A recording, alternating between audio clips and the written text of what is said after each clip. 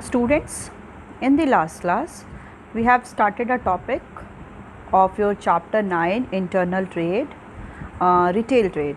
So retail trade is the last link of the distribution channel, as well as the retail trade refers to the sale of goods and services in the small lots. Okay, said they directly contact to the final customer, as well as they also act as a link between the wholesaler and the ultimate consumer. Okay, so the the retailer may be defined as the dealer in goods and services who purchase goods from the manufacturer or the wholesaler and sell it to the directly ultimate customer. Okay, and the person who carries these functions of the purchasing the goods from the manufacturer or the wholesaler and sell it to the ultimate customer is called the retailer. Okay, so we have also studied the features of the retail trade, that is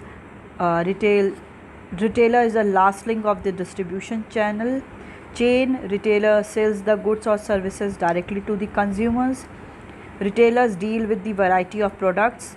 Retailers buy and sell a small quantity of goods. Retailer is generally located in the residential area. Retailer maintains a personal relation with the customers. Retailer may contact the customer on telephone, internet, TV or through his retail showroom, and retailer act as a middleman between the wholesaler and the customer. Okay, we have already discussed all the things and the services of the retailers. So retailers provide the services to the wholesaler as well as the consumer. So services which is provided to the customers or the consumers are the regular availability of the products, wide selection of the goods or the variety of products, new product information is provided to the customers, demonstration or the after sale services is also provided by the retailers, and they have also send the doorstep without the any extra charge. They provide the supply of the goods on the doorstep. Okay, doorstep of the consumer without charging the extra charge. Okay, yes, next is convenience in the buying. Okay, and the credit facility. The credit facility is also short term credit facilities also provided by the retailers, or sometimes retailers also provide the long term loans, and by the making the arrangement of the funds from the financial institutions and the different banks on the behalf of the customers. Okay, these facility is provided by the retailers to the consumer. And the next is services to the wholesaler and the manufacturer, means services which is provided by the retailers to the wholesaler as well as manufacturer. So these services are help in the distribution of goods, personal selling, enabling the large scale production, help in promotion, and the collecting market information. Okay, these all are the services which is provided by the retailers to the manufacturer and the wholesaler. Okay, so in the last class we have already discussed all the things. So now we are going to start the next topic, that is classification of retailers. Okay, how can we classify the different retailers? So yes, so retailer can be classified on the following basis. Okay, हम लोग retailer को कैसे classify कर सकते हैं, और along with the different basis के through हम उसको आइडेंटिफाई और क्लासीफाई कर सकते हैं. So first one is size, second is product mix, and third one is pricing. So what is size? Retailer differ in the size from the small stores to big departmental store. Some customers prefer to visit large retail houses to get a wide variety under one roof, whereas some prefer small shops in the local area. Okay, so size. Retailer differ in the size from the small stores to big departmental store. Okay, जो retailers होते हैं वो क्या हैं, differ करते हैं इन दी size में कैसे कि किसी भी रिटेलर की कोई स्मॉल शॉप्स भी हो सकती है या कोई मॉल टाइप के या डिपार्टमेंटल स्टोर्स भी हो सकते हैं, लाइक बिग बाज़ार हो गया आपका, कंबल घर और डिफरेंट काइंड्स ऑफ ऐसे जो बिग मार्केट होते हैं, ऐसे ऐसे डिफरेंट काइंड्स ऑफ ऐसे स्टोर्स होते हैं जहाँ पे सारे अवेलेबिलिटी ऑफ गुड्स होती है। तो साइज़ पे भी डिपेंड करता है कि जो भी रिटेलर है वो स्मॉल साइज़ का है और द स्मॉल स्टोर से रिलेटेड है, और दी बिग डिपार्टमेंटल स्टोर है कि वो बिग डिपार्टमेंटल स्टोर है। So some customers prefer to visit large retail houses to get a wide variety. Okay, कुछ ऐसे भी कस्टमर्स होते हैं, they prefer to visit large retail houses. Okay, वो क्या प्रेफर करते हैं कि लार्ज रिटेल हाउसेस में जाए, बिग डिपार्टमेंटल स्टोर्स में जाए, बड़े शॉप्स में जाए, जहाँ पे उनको get a variety of product under one roof, कि एक ही छत के नीचे उन्हें प्रोडक्ट के वाइड वैरायटी मिले। मीन्स अगर वो कोई प्रोडक्ट ले रहे हैं तो उसकी वाइड वैरायटी मिले। And some prefer to small shop in their local area, और कुछ ऐसे होते हैं वो क्या प्रेफर करते हैं कि जो उनके एरिया में स्मॉल शॉप्स होती है वो वहाँ पे जाना प्रेफर करते हैं। ओके, सो अगर कोई बिग शॉप्स पे जाना पसंद करता है, रिटेल हाउसेस पे, तो वो क्या करते हैं, वो लोग अपना वीकली और मंथली जितने भी प्रोडक्ट्स हैं उन लोग उसको परचेज़ कर लेते हैं एक ही साथ में, जहाँ पे उनको सारे ड्रेस से रिलेटेड से कॉस्मेटिक से related as well as grocery से रिलेटेड सारे प्रोडक्ट्स उनको एक ही प्लेस पे मिल जाते हैं। तो लोग ऐसा भी प्रेफर करते हैं। और some people also prefer to go to the small shops in their locality, जो उनकी लोकेलिटी में है वहाँ पे जाना वो प्रेफर करते हैं। Okay, next is product mix. Another criterion for the classification of the retail store is a type and variety of products kept in the retail showroom. The stores keeping a wide range of different line of products are called general stores or the departmental stores, whereas stores dealing with one line of product are known as single line or specialty stores. Okay, so product mix, इसका means है कि कोई भी shop पे कुछ ऐसी भी shops होती हैं जहाँ पे डिफरेंट जो प्रोडक्ट हैं वो क्या होते हैं, वाइड वैरायटी में भी होते हैं। मीन्स एक ही प्रोडक्ट के बहुत वैरायटी हो सकते हैं या डिफरेंट प्रोडक्ट के डिफरेंट वैरायटी हो सकती है।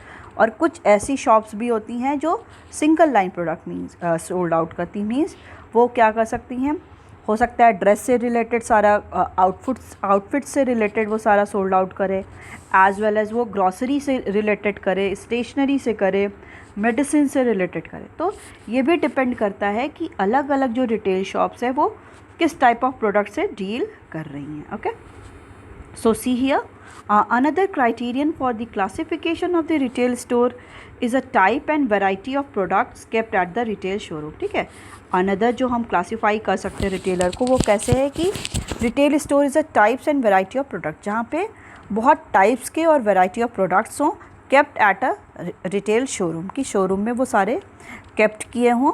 The stores keeping a wide range of different line of product. Okay, जो स्टोर्स होती हैं वो वाइड रेंज, बहुत ज़्यादा रेंज के, बहुत अलग अलग वैरायटी के प्रोडक्ट रखते हैं of the different lines of the product, different product के डिफरेंट क्या है वैरायटी रखते हैं। These are called the general stores और दी डिपार्टमेंटल स्टोर।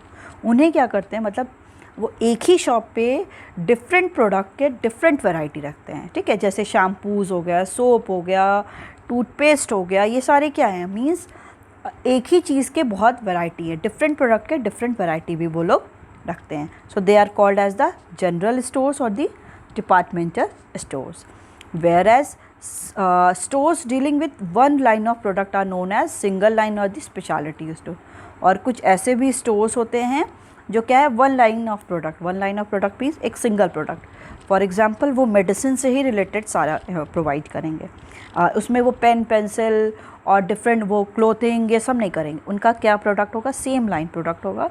और द स्पेशलिटी स्टोर मीन्स वो क्या है, कन्फेक्शनरी की शॉप्स होती है ना, जो स्वीट्स की शॉप्स होती हैं, ये सारी क्या है, कोई भी स्पेशलिटी होती है वो उसी से ही क्या करेंगे, डील करेंगे। So this is the product mix. Next one is pricing. Generally, retailers add their profit margin and fix the prices of the products. Some retailers sell goods at the fixed price and some permit bargaining. Some stores located in the market charge a high price as they add a big profit margin to cover the cost of the maintaining showroom. whereas some stores located in the residential area charge a very nominal price. Okay, so yes generally जो retailers होते हैं they add their profit margin. वो कोई भी अगर कोई भी supplier है या कोई भी बिजनेसमैन है तो वो कोई भी अपनी शॉप्स को ऐसे लॉस में तो वो ओपन नहीं करेगा. ठीक है. So they generally add their profit margin. वो अपना जो प्रॉफिट का मार्जिन है उसको वो क्रिएट करते हैं and fix the price of the product, और वो उसी के अकॉर्डिंग जो प्रोडक्ट की प्राइस को वो फिक्स करते हैं. Some retailers sell goods at the fix price. कुछ ऐसे रिटेलर्स होते हैं जो अपने गुड्स को क्या फिक्स प्राइस में ही सोल्ड आउट करते हैं. ठीक है. फॉर एग्ज़ाम्पल आप किसी शॉप पे जाते होंगे, वहाँ लिखा रहता है फिक्स्ड प्राइस. ओके. आप उसको जैसे डिफरेंट शॉप्स पे जाते हो, वहाँ पे क्या है, वो ऑलरेडी वो मेंशन किए रहते हैं फिक्स प्राइस, तो आप कुछ भी बार्गेन नहीं कर सकते. अगर वो 100 रुपीज़ का है तो वो कहेंगे नहीं, I will sold out in to the up to the 100, कि वो 100 पे ही क्या करेंगे, सोल्ड आउट करेंगे. वो आप उनको 99 बोलोगे, 98 बोलोगे, वो नहीं मानेंगे, बोलेंगे आप चले जाओ, मेरे को नहीं सोल्ड आउट करना है. ठीक है. वो कौन होते हैं? उनकी रिटेल जो शॉप्स होती है वो फिक्स प्राइस पे ही करते हैं. और कुछ ऐसे होते हैं सम परमिट्स बार्गेनिंग. कुछ हम लोग शॉप्स पे जाते हैं जो स्मॉल शॉप्स होती हैं, और कोई वही शोरूम में चले जाते हैं, तो वहाँ पे कोई भी हमें बार्गेन नहीं कर पाते हैं. बट कोई ऐसी जो स्मॉल शॉप्स पे जाते हैं तो हम लोग कहते हैं ना कि अरे कुछ ऑफ़ कर दीजिए कुछ %. तो वो क्या करते हैं, अगर कोई प्रोडक्ट 100 का है तो वो कहेंगे ठीक है 98 दे दो. ठीक है. तो यहाँ पे क्या होता है कि प्राइसिंग में भी हम लोग कहीं पे भी क्या है, कहीं पे बार्गेनिंग कर सकते हैं. और कुछ ऐसी शॉप्स होती हैं वो क्या होती हैं, फिक्स्ड होती हैं, वहाँ पे हम बार्गेन नहीं कर सकते हैं. Some stores located in the market charge a high price. Okay. कुछ ऐसे जो स्टोर्स होते हैं, जो शॉप्स होती हैं, वो क्या होती है, मार्केट में लोकेटेड करती है. मतलब जो कोई पॉश एरिया हो या एकदम जो main heart of the city, कि सिटी का वो हार्ट हो, मतलब बहुत ज़्यादा पॉपुलर हो, बहुत पॉश एरिया हो, वहाँ के जो भी प्रोडक्ट होते हैं they charge a high price. वहाँ पे प्राइस क्या होती है, बहुत ज़्यादा होती है. As they add a big profit margin. क्योंकि वो क्या करते हैं, जो भी रिटेलर्स होते हैं, they add their profit margin very too much large. Okay. अपने वो प्रॉफिट को बहुत ज़्यादा बिग प्रॉफिट मार्जिन लेके चलते हैं, सो that they can cover the cost of maintaining showroom. जो शोरूम्स होते हैं उनके अच्छे अच्छे शोरूम्स होते हैं, उसमें वो लोग क्या है, बहुत सारी लाइटनिंग करते हैं, बहुत सेल्समैन रखते हैं. इसलिए वो क्या करते हैं, कुछ प्रोडक्ट को इतना कॉस्टली सोल्ड आउट करते हैं, जैसे उनका जो भी कॉस्ट डिफरेंट जो फैक्टर्स को उन्होंने लगाया है, मींस जो इलेक्ट्रिसिटी पे वो पे कर रहे हैं, आज वाला शोरूम पे जितना एक्सपेंडिचर हुआ है, सेल्समैन को जो सैलरी दे रहे हैं, तो वो प्राइस को इतना ज़्यादा हाई कर देते हैं किसी भी प्रोडक्ट की, कि वो उसका कॉस्ट को क्या कर सके, वहाँ से कवर कर सके. ठीक है. Where as some stores located in the residential area charge a very nominal price. और जो रेसिडेंशियल एरिया में, मतलब हमारे जो घर के आसपास होती हैं जो शॉप्स, वो क्या करती हैं, बहुत नॉमिनल प्राइस ही, एक रीज़नेबल प्राइस ही चार्ज करती हैं. ओके. तो price is also depend upon कि वो मार्केट एज वेल एज़ वो जो रिटेलर शॉप वो है कहाँ. अगर बहुत पॉश एरिया में है या बहुत मेन सिटी में है तो वो क्या करेंगे, शोरूम है उनका, तो वो क्या करेंगे, बहुत ज़्यादा कॉस्ट को, प्राइस को बहुत ज़्यादा इंक्रीज़ कर देंगे, चार्ज कर देंगे, कि जो भी उनका कॉस्ट लग रहा है शोरूम को मेंटेन करने का, वो जो प्राइस वो चार्ज करेंगे उससे वो कवर अप हो जाए. एज़ वेल एज़ कुछ ऐसे स्टोर्स होते हैं जो हमारे रेसिडेंशियल एरिया में होते हैं, जहाँ हमारा घर होता है, and they charge very nominal price. वो बहुत नॉमिनल प्राइस ही चार्ज करते हैं प्रोडक्ट्स का. Okay. Now the next one is service level. Okay. Service level, there are many retail stores which offers additional services such as assistance to the customer, free home delivery, credit facility, whereas some stores go for the self-service and no assistance is available. Okay. So there are many retail stores which offer additional service. Service level means कि ऐसे बहुत सारे retail stores होते हैं जो क्या करते हैं, additional service भी charge करते हैं. They also offer the additional services, मतलब वो एडिशनल सर्विस भी प्रोवाइड करते हैं. ओके. कैसी, असिस्टेंस टू दी कस्टमर, कि बहुत हेल्प करते हैं कस्टमर्स की, फ्री होम डिलीवरी करते हैं कोई भी प्रोडक्ट का, credit facility they also provided, की different kind of credit facility भी प्रोवाइड कर सकते हैं कि कोई भी चार्ज तुरंत ना करके, पेमेंट तुरंत ना करके फ्यूचर में कर सकता है, deferred payment and etcetera. Whereas some stores go for the self service and no assistance is available। और कुछ ऐसे भी स्टोर्स होते हैं, फॉर एग्जांपल आप डोमिनोज जाओ तो वहाँ पे क्या है, सेल्फ सर्विस होती है ना, ये तो नहीं है, या आप वो I am forgetting that name, Domino's हो गया और पिज़्ज़ा हट, ये सारे क्या हैं, मैकडोनल्ड, ओके, ये सारे क्या है, सेल्फ सर्विस प्रोवाइड करते हैं। वो आपके पास आके आपको नहीं देते हैं, वो क्या कहते हैं, आप लोग खुद आओ यहाँ से लेके जाओ। तो कुछ ऐसे स्टोर्स होते हैं जो सेल्फ सर्विस प्रोवाइड करते हैं, okay, and no assistance is available, वो कोई भी असिस्टेंस अवेलेबल नहीं कराते। और कुछ ऐसे भी स्टोर्स होते हैं वो क्या है, असिस्टेंस भी कस्टमर को प्रोवाइड करते हैं, free home delivery, credit facilities etcetera, okay. Now the next one is a form of ownership. Some retail shops operate as sole proprietorship firm, some as partnership firm. The large departmental stores or the multiple shops prefer to operate as a company form business. Another common type of ownership is cooperative. Many other cooperative operate to provide goods at the reasonable price to their member. Okay, what it's saying? It says that the some retail shops operate as a sole proprietorship firm. Okay, कुछ we have already discussed the forms of business organization, हम लोग ने पढ़ लिया है कि क्या होता है। तो हम लोग ने पढ़े थे कि कुछ ऐसे भी शॉप्स होते हैं, रिटेल शॉप्स होते हैं जो सोल प्रोप्राइटरशिप होते हैं, means they are the single owner of the firm, वो फर्म के सिंगल ओनर होते हैं।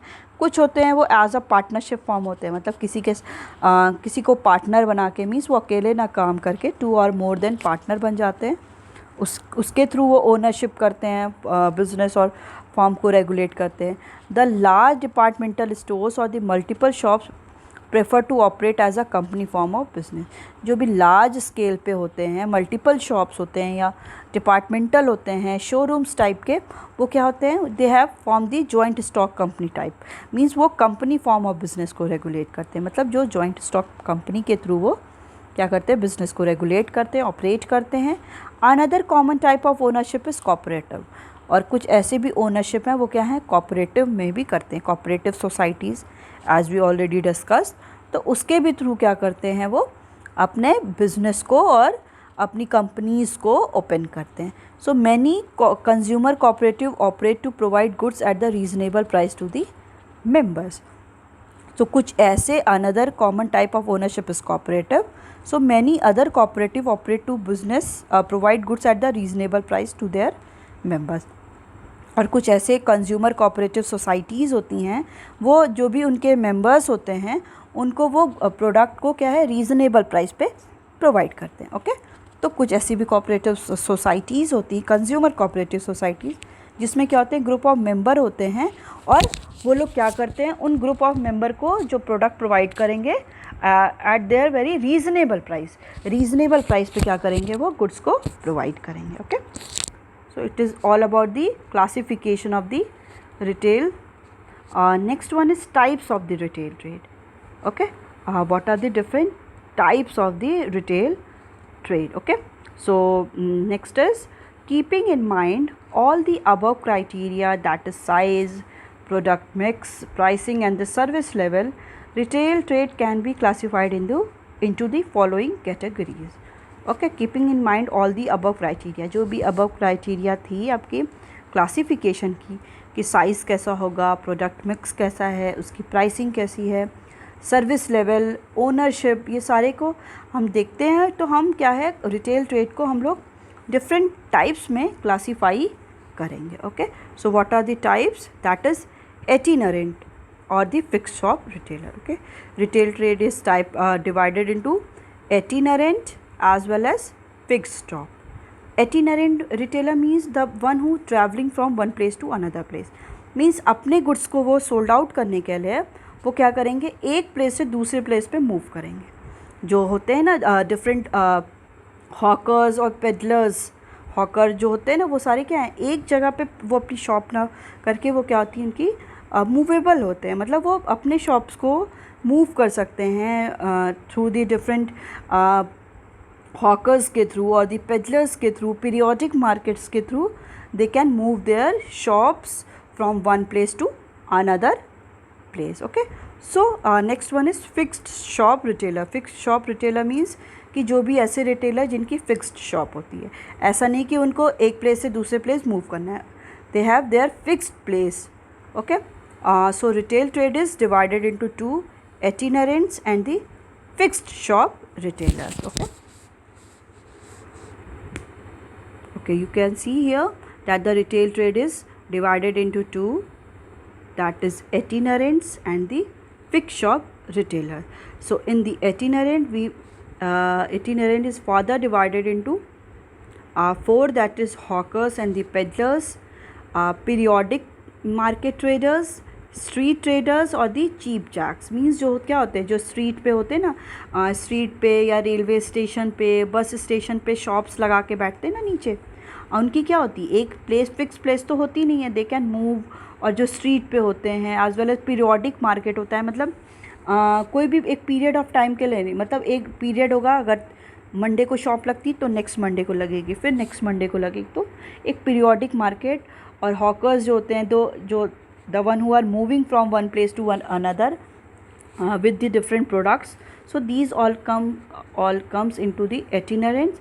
And the fixed shop retailers is further divided into two, that is small scale shops and the large scale shops. So in the small scale shops we will discuss general store, single line store, specialty store, street shops, second hand good shops, second shops. But in the large scale shop we will discuss departmental stores, multiple shops, mail order retailing and automatic vending. Okay, so overall we can see that retailer trade is further divided into two, that is itinerants and the fixed shop retailer. ठीक है, itinerants का क्या होता है, कोई भी fix place नहीं होता है उनकी शॉप का, और फिक्स शॉप रिटेलर मीन्स जो उनकी शॉप है उनकी एक फिक्स प्लेस पे है. ओके, तो itinerants में कौन कौन आ जाएंगे, hawkers and peddlers, periodic market traders, street traders और दी चीप जैक्स. और फिक्स शॉप्स में भी टू टाइप्स के हैं, एक स्मॉल स्केल के शॉप्स हैं, एक बहुत लार्ज स्केल के शॉप्स हैं. तो स्मॉल स्केल शॉप्स में क्या आएंगे, general stores, single line stores, speciality street shops, second hand good shops और दी सेकेंड शॉप. और लार्ज स्केल जो होगा, जिनका बिजनेस लार्ज स्केल पे होगा, तो वो क्या होंगे, departmental store, multiple shops, mail order retailing or the automatic vending machine. As you already know that due to COVID, the CBSE has reduced your syllabus up to the 30%.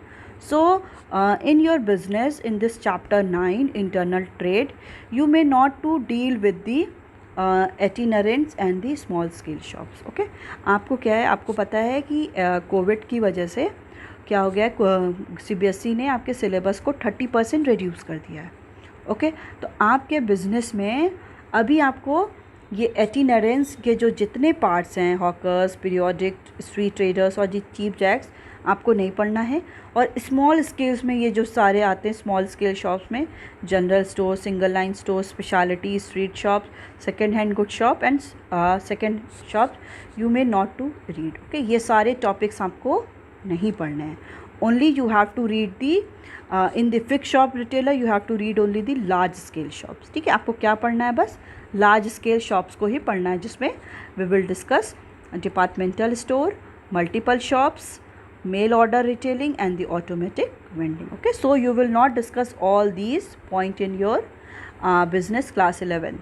Okay, आपको नहीं discuss करना है, आपको बस large scale shops को ही पढ़ना है. Okay, as well as in this chapter the one topic is also here, that is GST, goods and services tax, goods and services tax, GST.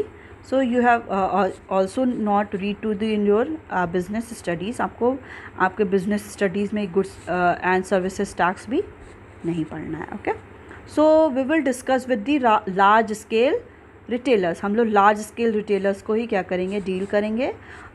itinerants और स्मॉल स्केल शॉप्स को deal नहीं करेंगे. Okay, so large scale retailer deal in the large stock of the goods and the purchase goods in bulk.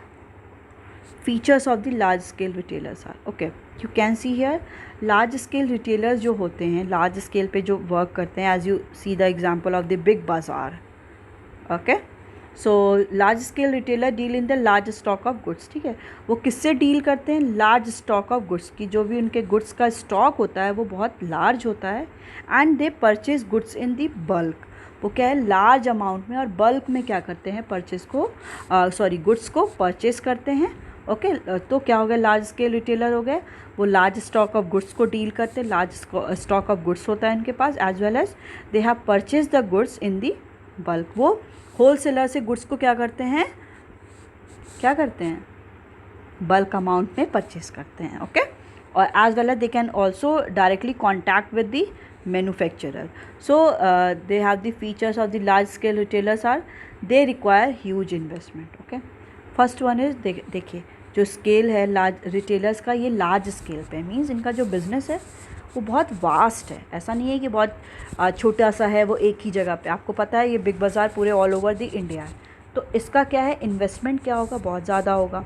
इनका जो business है वो बहुत vast होता है, तो दे रिक्वायर ह्यूज इन्वेस्टमेंट. उनको क्या है बहुत ज़्यादा इन्वेस्टमेंट की ज़रूरत है, so that they need more and more capital. They have large size showrooms to the sell goods, ठीक है, उनको क्या चाहिए लार्ज साइज़ का शोरूम चाहिए जिसमें वो गुड्स को सोल्ड आउट कर सके. बिग बाज़ार आपको पता है कितना बड़ा शोरूम है जहाँ पे they have the some large size of showrooms to sell goods. वहाँ पे वो क्या करेंगे उनके पास लार्ज साइज़ का शोरूम होना चाहिए जहाँ पे वो गुड्स को क्या करेंगे सोल्ड आउट करेंगे, and they are dealing with the large stock of goods, large stock of goods के साथ डील करेंगे, as well as they purchase the goods in the bulk amount में और लार्ज क्वांटिटी में गुड्स को वो purchase करेंगे, as well as they also require the huge investment. उनको वो क्या करेंगे इन्वेस्टमेंट बहुत ज़्यादा करेंगे क्योंकि लार्ज स्केल पे है, वो एक पर्टिकुलर प्लेस की बात नहीं है, वो all over the India regulate हो रहा है, तो उनका इन्वेस्टमेंट भी क्या होगा ज़्यादा होगा, उनका बिजनेस भी बहुत वास्ट होता है. So they have also need the large size of showrooms, large number of salesmen, make too much attractive so that they can also invest too much money for making their buildings or the showroom too much attractive. So they are generally located at the central place or in shopping centers. Basically जो ये होते हैं जो stores होते हैं long scale retailer stores क्या होते हैं, ये सेंट्रल प्लेस में ही शो होते हैं. मींस लोकेटेड क्या होते हैं सेंट्रल प्लेस में. मींस अगर कोई हार्ट ऑफ द सिटी है, कोई एक एरिया है जहाँ पे वो बहुत ज़्यादा वो मतलब लोगों क्या है वहाँ पे बहुत ज़्यादा गो थ्रू करते हैं, वहाँ पे आना जाना लोगों का बहुत ज़्यादा होता है. As well as central place है, मतलब कोई भी सिटी का सेंट्रल प्लेस होता है जहाँ पे मेन प्लेस होता है, वहीं पे ये शॉप्स क्या आती है ज़्यादातर ओपन होती हैं. सो कैन जो भी अगर ये मेन सिटी में इसके मेन पॉइंट पे है तो पूरे सिटी के जितने भी लोग हैं उनके लिए ये ईज़िली क्या हो रीच आउट कर सकें. ओके, so they are generally located at the central place और इन शॉपिंग सेंटर्स. वो शॉपिंग सेंटर्स में होते हैं. The large number of customer visit the showroom. जो लार्ज नंबर में जितने कस्टमर्स होते हैं they can also visit the showrooms, वो इस शोरूम्स को विज़िट करते हैं. And the most common form of और types of the large scale retailers are the departmental stores, multiple shops or the chain store और the mail order retailing. ओके, large scale retailers में क्या क्या आएंगे, डिपार्टमेंटल स्टोर्स आएंगे, multiple shops और